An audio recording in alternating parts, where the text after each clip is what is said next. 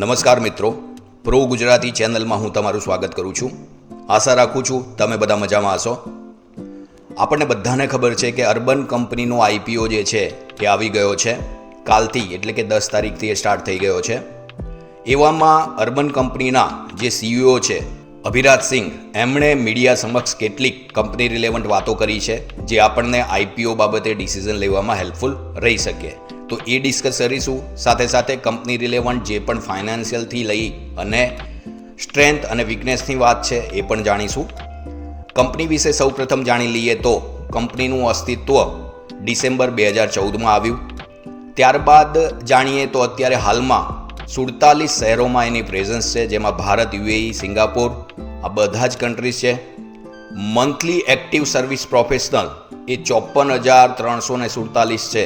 આનો મતલબ એવો છે કે જે નાના કારીગરો છે કે જે એસી રિપેર કરે છે, ઘરની સાફ સફાઈ કરે છે, આ રીતના જે ઇન્ડિવિજ્યુઅલ પ્રોફેશનલ છે એ લગભગ 54,000થી પણ વધારે આ કંપની સાથે જોડાયેલા છે. એટલે કંપનીનું નેટવર્ક ખૂબ જ સ્ટ્રોંગ છે એવું કહી શકાય. કેટેગરીઝ તો કઈ કેટેગરીઝમાં કામ કરે છે? Cleaning, paste control, skin care, massage, application repair, handyman, painting, decor, આ બધી જ કેટેગરી અથવા ફિલ્ડમાં છે એ સર્વિસ પ્રોવાઈડ કરે છે. ન્યૂ વેન્ચર વોટર પ્યોરિફાયર અને ઇલેક્ટ્રોનિક ડોર લોક આ એમણે બહાર પાડ્યા છે અને એ નેટિવ કરીને એમની પોતાની બ્રાન્ડ છે, એના હેઠળ આ પ્રોડક્ટ રજૂ કરી છે. હવે આઈપીઓની ઇમ્પોર્ટન્ટ ડેટ 10 તારીખ એટલે ગઈકાલથી આઈપીઓ ખુલી ગયો છે અને આવતીકાલે એટલે 12 સપ્ટેમ્બરે બંધ થશે. એલોટમેન્ટ 15 સપ્ટેમ્બરે થશે. ડીમેટ ક્રેડિટ અથવા રિફંડ છે 16 સપ્ટેમ્બરે થશે. લિસ્ટિંગ 17 સપ્ટેમ્બરે થવાનું છે. પ્રાઇસ બેન્ડ અને લોટ સાઇઝની વાત કરીએ તો પ્રાઇસ બેન્ડ 98થી લઈને 103 રૂપિયા પ્રતિ શેર છે. લોટ સાઇઝ 145 રહેવાની છે. રિટેલરે મિનિમમ ઇન્વેસ્ટમેન્ટ 14,935 કરવાનું રહેશે. એટલે આપણે આ જે કિંમત છે 103 રૂપિયા પ્રતિ શેર પ્રમાણે ગણી છે. રિટેલ કોટા માત્ર ને માત્ર 10% છે. જો તમે 13 લોટ સુધી એપ્લાય કરો તો 1.94 લાખ સુધી ઇન્વેસ્ટ કરવાની તમારે તૈયારી રાખવી જોઈએ. આઈપીઓ અને કંપનીનો પરિચય આપીએ તો હવે જે શરૂ થઈ રહી છે એ બધી જ વાત જે અર્બન કંપનીના સીઈઓ છે એમણે મીડિયા સમક્ષ કાલે રજૂ કરી છે, એટલે આપણા માટે મહત્વની છે. અર્બન કંપનીની સ્થાપના 2014. ભારતની સૌથી મોટી ટેક સક્ષમ હોમ સર્વિસ પ્લેટફોર્મ છે. આઈપીઓ સાઇઝ છે 1900 કરોડની છે. કંપનીનું મૂલ્યાંકન લગભગ 15,000 કરોડની આસપાસ છે.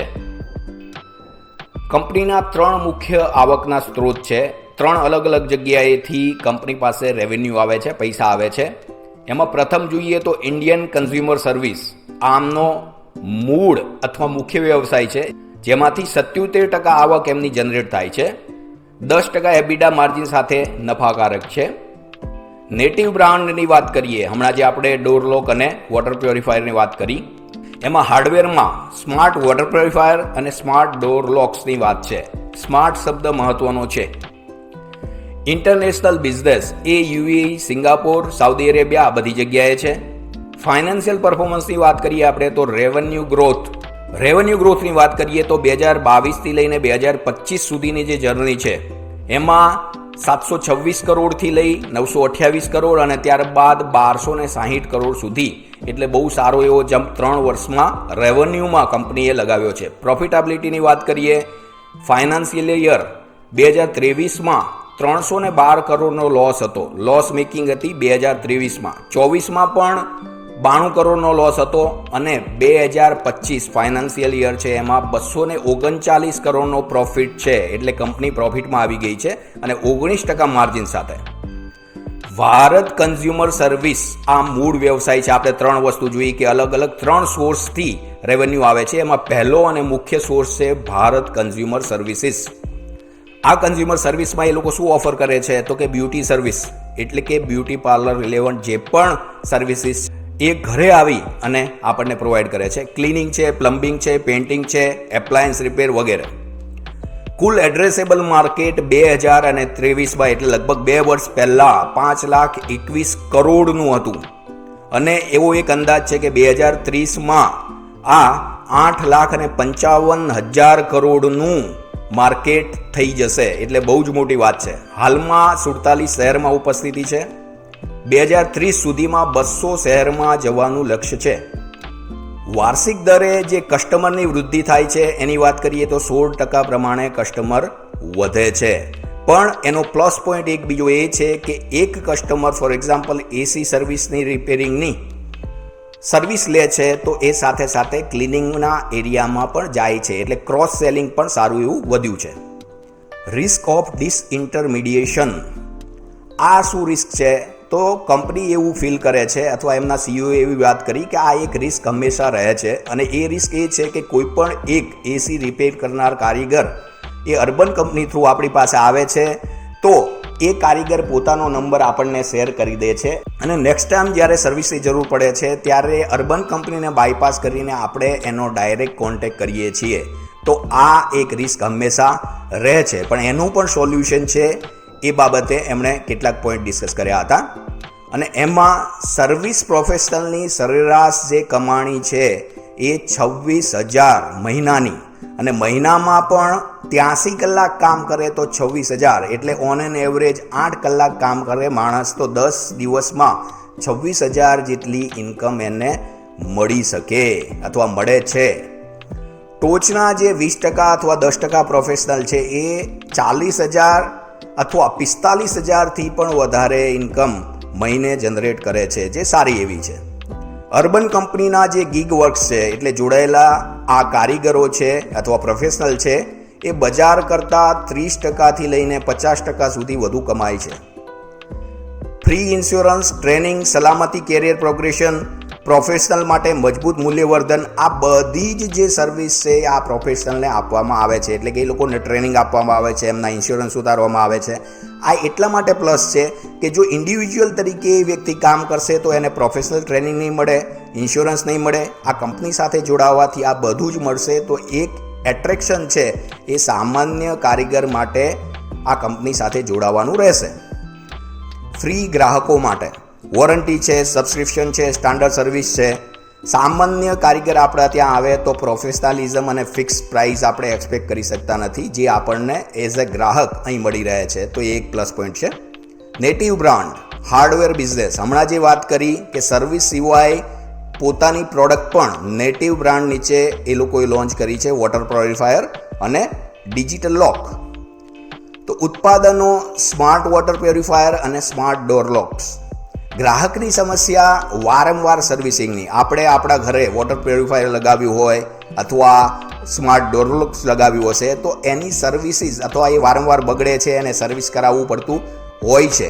પણ આ લોકોનું એવું કહેવું છે કે પોતાની જે પ્રોડક્ટ છે, આ બંને પ્રોડક્ટ, એમાં 2 વર્ષ સુધી અમે રિસર્ચ એન્ડ ડેવલપમેન્ટ કર્યું છે, અને અમારું એવું માનવું છે કે 2 વર્ષ સુધી સર્વિસિંગની જરૂર નહીં પડે એટલી સરસ ક્વોલિટીની પ્રોડક્ટ અમે પ્રોવાઈડ કરીએ છીએ.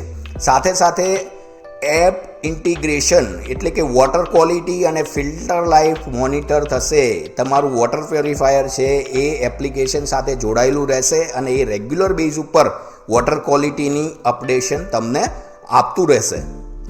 હાલ નુકસાનમાં છે, આ બિઝનેસ અત્યારે લોસ મેકિંગ છે, પરંતુ ઓપરેટિંગ લેવરેજથી 2 કે 3 વર્ષમાં નફાકારકતાની અપેક્ષા રાખે છે, આવું એમના સીઈઓએ વાત કરી છે. હાજરીની વાત કરીએ તો યુએઈમાં છે, સિંગાપોરમાં છે, સાઉદી અરેબિયામાં છે. યુએઈમાં છે એ ઓલરેડી એસ્ટાબ્લિશ છે, એટલે એબિટા છે એ પોઝિટિવ થઈ ગયો છે. સિંગાપોરમાં પણ પોઝિટિવ થવાની નજીક છે, અને સાઉદી અરેબિયામાં હજુ જાન્યુઆરી 2025થી જ એની શરૂઆત કરી છે. હાલમાં આંતરરાષ્ટ્રીય બિઝનેસમાંથી 10% રેવન્યુ જનરેટ થાય છે. એમનું કહેવું છે કે નવા દેશમાં હવે પ્રવેશ કરવાનું પ્લાનિંગ નથી, મીન્સ જેટલા દેશમાં છે એટલામાં જ ડેપ્થમાં જવાનું છે.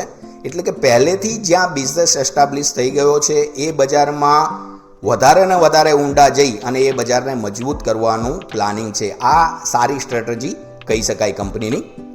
ભારતના ટિયર 2 અને ટિયર 3 શહેરોમાં વિસ્તરણને વધારે પ્રાથમિકતા આપવામાં આવશે, એટલે જે નાના શહેરો છે એને હવે વધારે ટાર્ગેટ કરવાનું પ્લાન કરી રહ્યા છે. ઇન્સ્ટા હેલ્પ, આ નવી સર્વિસ બાબતે કંપની કામ કરી રહી છે. દૈનિક હોમ ક્લિનિંગ અને હાઉસ હેલ્પ, એમાં પોતાની સર્વિસ માટે એમણે એવો ટાર્ગેટ રાખ્યો છે કે 30 મિનિટમાં પ્રોફેશનલ સર્વિસ કસ્ટમરને ઉપલબ્ધ થાય એવું એ પ્લાન કરવા જઈ રહ્યા છે. મુંબઈમાં હાલમાં આ પાયલોટ પ્રોજેક્ટ ચાલી રહ્યો છે. એના બાદ બેંગ્લોર અને હૈદરાબાદ, દિલ્હી સુધી આનું વિસ્તરણ કરવાનું પ્લાન છે. માંગ સપ્લાય કરતાં ઘણી વધારે છે આવું સીઈઓનું માનવું છે. તો ટીમનું ફોકસ ટ્રેનિંગ અને ઓનબોર્ડિંગ એડ્રેસેબલ માર્કેટ કે જે 88,100 કરોડનું છે એના ઉપર રહેવાનું છે અથવા છે. તકની વાત કરીએ તો અનઓર્ગેનાઇઝડ જે માર્કેટને ઓર્ગેનાઇઝ કરી હાઉસ હેલ્પને મધ્યમ વર્ગીય પગાર અપાવવો, જે આ નાના નાના પ્રોફેશનલ છે એ લોકોને ઓર્ગેનાઇઝડ કલ્ચરમાં લાવી અને એમને મંથલી ફિક્સ ઇન્કમ જેવું સારું એવું મળી રહે એવો એમનો ટાર્ગેટ છે. High frequency home help service 30 મિનિટમાં ટ્રેન્ડ વર્કર, અગાઉ વાત કરી એમ જ એમનો ટાર્ગેટ એવો છે કે આપ કોલ કરો અથવા એપ્લિકેશનમાં એપ્લાય કરો તો 30 જ મિનિટમાં તમારા ત્યાં પ્રોફેશનલ હેલ્પર પહોંચી જાય. કંપની વિશે વાત કરીએ તો અર્બન કંપની એ tech enabled scalable asset light business model છે. એસેટ લાઇટ બિઝનેસ મોડલ મતલબ ઓનલાઈન બિઝનેસ છે આ લોકોનો, એટલે એસેટ્સમાં મોટું રોકાણ નથી, લાઇટ બિઝનેસ છે. હાઈ કસ્ટમર સેટિસ્ફેક્શન આ બહુ મહત્વનો છે. આપણે અલગ અલગ ઓનલાઈન સર્વિસીસના રેટિંગ આપીએ છીએ, એમેઝોન હોય, ફ્લિપકાર્ટ હોય, તો એમાં આ કંપનીને 5માંથી 4.81 એટલે બહુ જ સારું રેટિંગ મળ્યું છે. અને એનાથી પણ પ્લસ પોઈન્ટ એ છે કે 82% એમના કસ્ટમર છે એ રિપીટ થાય છે. કોઈ પણ કસ્ટમર ત્યારે જ રિપીટ થાય જો તમારી સર્વિસથી એ હેપી થયો હોય, સેટિસ્ફાઈડ થયો હોય. એટલે આ એક પ્લસ પોઈન્ટ છે કંપનીનો. New product venture future growth માટે ગેટવે બની રહેશે, જે પણ ડોરલોક છે અને વોટર પ્યોરિફાયર છે એની વાત છે. એક્સપાન્શન 47 દેશમાં છે. 2023માં 200 સિટીમાં જવાનું પ્લાનિંગ છે. રિસ્ક ફેક્ટર જોઈ લઈએ આપણે તો પ્રોફિટેબિલિટી તાજેતરની છે, હમણાં જ પ્રોફિટેબલ આ વર્ષે 2025માં જ પ્રોફિટેબિલિટી આવી છે, એની પહેલાં લોસમાં હતું. હવે આ પ્રોફિટેબિલિટી સસ્ટેન કરવી એક ચેલેન્જ છે, પડકાર છે. કોપીકેટ કોમ્પિટિશન એટલે આ બિઝનેસ એવો છે કે આમાં ટેકનોલોજી 100% મહત્વનો પાર્ટ છે, પણ આ બિઝનેસની કોપી કરવી કોઈ પણ મોટો પ્લેયર આવે તો બહુ જ સરળ છે અને એ એક મોટું રિસ્ક ફેક્ટર છે. Marketing and lease expenditure short term profitability પર અસર કરી શકે છે. જે પણ આઈપીઓની એમાઉન્ટ છે એમાંથી ઓફિસીસ ઓપન કરવાનું પ્લાનિંગ છે અને માર્કેટિંગમાં પણ સારા એવા નાણાંનો વ્યય થશે. તો આ બંને વાત એવી છે કે જે શોર્ટ ટર્મમાં જે તમારી પ્રોફિટેબિલિટી છે એની ઉપર અસર કરશે, એટલે પ્રોફિટ ઘટશે, પણ લોંગ ટર્મમાં આનો બેનિફિટ રહેવાનો છે. કસ્ટમર એક્સપિરિયન્સ મેન્ટેન કરવું પડકારજનક છે. 82% રિપીટ થાય છે, પણ જ્યારે બિઝનેસ એક્સપાન્ડ થશે, મોટો થશે, ત્યારે આ સેટિસ્ફેક્શન લેવલ એચીવ કરવું અથવા મેન્ટેન કરવું એ એના માટે અઘરું થઈ શકે. માર્કેટ શેર હજી બહુ જ નાનો છે. ખાલી જાણ ખાતર અત્યારે આ જે કંપની અર્બન કંપનીનો માર્કેટ શેર છે એ 0.25% છે, એટલે 1%નો ચોથો ભાગ. આટલું મોટું માર્કેટમાં બહુ નાનો શેર એ કંપનીએ લીધો છે. આવામાં જો કોઈ બહુ મોટા પ્લેયર આ ફિલ્ડમાં આવે તો કંપનીને તકલીફ પડી શકે. મિત્રો, આશા રાખું છું કે આ વિડીયો તમને ગમ્યો હશે, તો અમારી ચેનલને સબસ્ક્રાઈબ કરવાનું ભૂલશો નહીં. અને અંતે ખાસ સૂચન કે અમે જે પણ અહીં પોઈન્ટ ડિસ્કસ કરીએ છીએ એ માત્ર ને માત્ર એજ્યુકેશન પર્પઝથી ડિસ્કસ કરીએ છીએ. બાય કરવાનું, સેલ કરવાનું અથવા હોલ્ડ કરવાનું આવું કોઈ પણ રેકમેન્ડેશન અમારા તરફથી છે નહીં અને એના માટે અમે ઓથોરાઇઝ પણ નથી. જે વાતની ખાસ ધ્યાન રાખવી. Thank you very much.